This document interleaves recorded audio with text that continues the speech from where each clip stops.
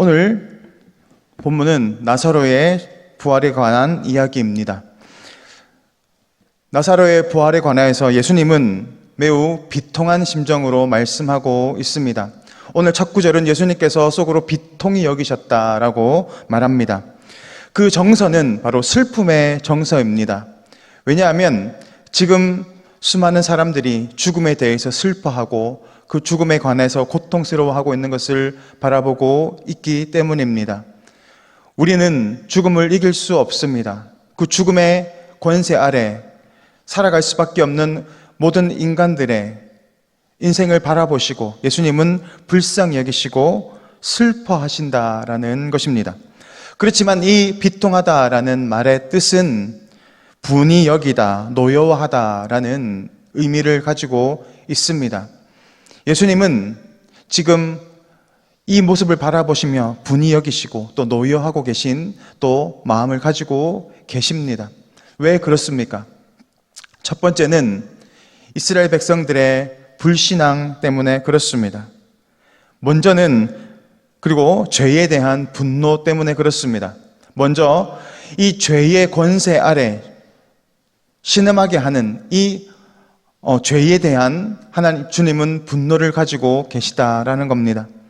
죄의 사망의 권세 아래서 고통당하게 하는 그 죄를 바라보시며 예수님은 분노하고 있습니다.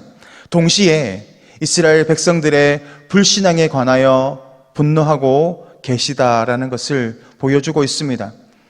그들은 예수님을 향해서 맹인을 낫게 하고 병을 낫게 하는 그 예수님이 이 죽음의 권세에서 자유케 할 권세가 없다는 식으로 이야기를 했기 때문입니다. 더군다나 마르다 역시도 불신앙의 모습을 보이고 있습니다. 예수님께서 마르다를 향하여서 나를 믿는 자는 죽어도 살겠고 또 살아서 믿는 자는 영원히 죽지 않을 것이다 라고 말씀하시며 나는 길이요 진리요 생명이다 라고 말씀하시고 그것을 가르쳐 주셨음에도 불구하고 마르다는 예수님이 돌을 굴려라 라고 하시는 그 명령에 대해서 죽은 자가 죽은 지가 이미 나으리라 냄새가 납니다 라고 예수님을 막아서고 있습니다. 우리는 말씀을 듣습니다. 그리고 그 말씀을 믿는다고 합니다. 그렇지만 삶의 순간에 어려움과 또 환경의 문제 앞에서 여전히 그 말씀을 신뢰하지 못하고 우리의 생각대로 또 우리가 살아왔던 방법과 환경의 모습을 쫓아 살아갈 때가 얼마나 많은지를 모릅니다.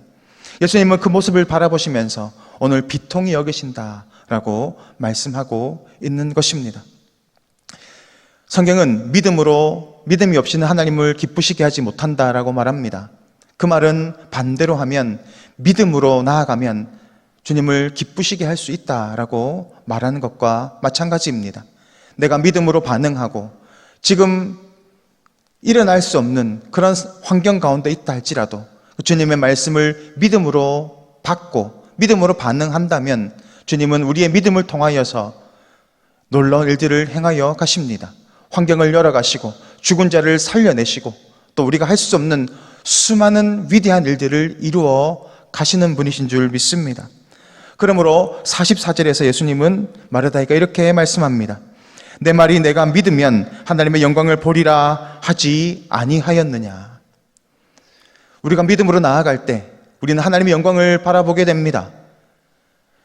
우리가 믿음 안에 살아가고 그렇게 순종하고 나아가면 주님은 우리의 그 모습을 통하여서 기뻐하시고 또 놀라운 일들을 만들어 가시는 분이십니다.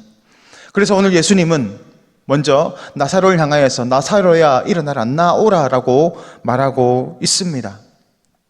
우스갯소리로 만약에 예수님께서 그곳에서 나사로를 부르지 않고 나오라 라고 명령만 하셨다면 어떤 일이 일어났을까요? 주위에 있는 모든 죽은 자들이 다 일어났을 것입니다. 예수님의 그 능력은 권세는 무한하시기 때문입니다. 그렇지만 예수님은 오늘 나사로를 지칭하셔서 나사로야 나오라 라고 말씀합니다. 그 말씀과 동시에 나사로는 죽은 자 가운데서 일어납니다. 여기에서 나오라라고 하는 말은 안에서 밖으로 나온다라는 뜻입니다. 그것은 바로 사망과 죄와 사망의 권세에 붙잡혀 있는 그 상태에서 빠져나온다라는 것을 의미합니다.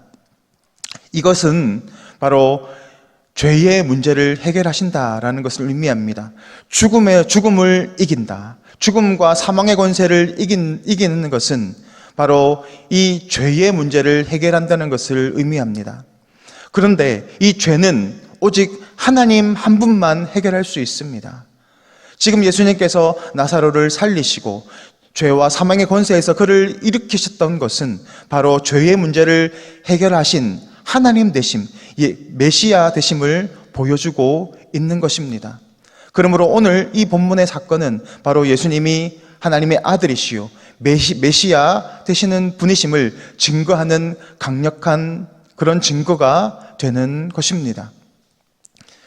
예수님의 그 명령에 죽었던 자가 나흘이나 되어서 썩어가고 있고 썩은 냄새가 풀풀 나고 있던 그 나사로 가운데 생명이 들어갔고 그는 다시 살아났습니다. 예수님은 그를 묶고 있는 배를 풀고 얼굴의 수건을 빼라고 말씀하십니다. 이것은 바로 우리가 믿는 자들이 예수님을 믿으면 살아나는 것을 보여주지만 동시에 우리가 풀어야 할 문제도 있다라는 것을 보여주고 있습니다. 이 배를 칭칭 맨다는 것은 죽은 자가 움직이지 못하게 막는 것입니다. 죽은 자가 바라보지 못하도록 수건으로 덮어놓는 것입니다. 예수님의 그 명령에 죽은 자가 살아났지만 풀어야 할 부분들이 분명히 있습니다. 여전히 죽었던 자의 모습의 그 행동들이 우리 가운데 남아 있습니다. 우리는 그것을 풀어내야 합니다.